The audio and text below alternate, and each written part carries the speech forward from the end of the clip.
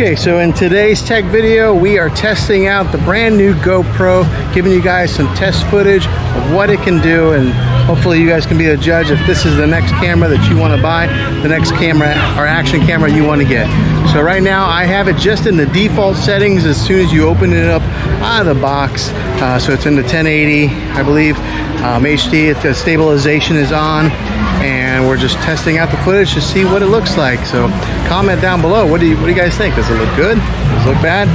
But let's go ahead and give you guys some really good test footage of what it's like just walking around and filming with it in the default GoPro settings.